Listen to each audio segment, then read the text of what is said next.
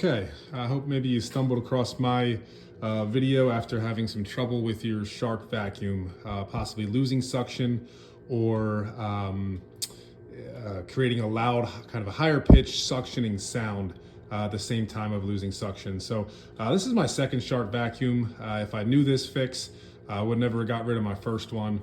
Very, very simple. So these things come apart very simple. As most of you know, you have a filter under here, which should constantly be cleaned. And then there is a foam filter under here as well, which should be cleaned and maintained regularly.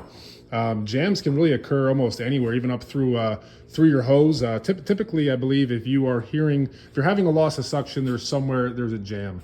So what I want to show you is I went through everything, stripped this thing down with this filter, and then under the canister here was still no relief.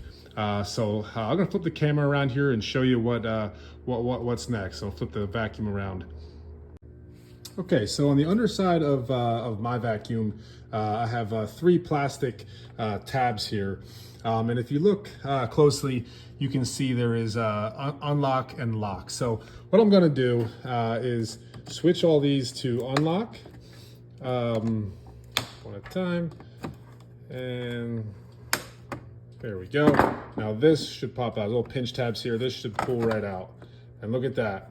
That's it right there. This should be a wide open lumen or hole. There's nothing through here at all. That's 100% the loss of my suction is all that lint and pine needles from our Christmas tree.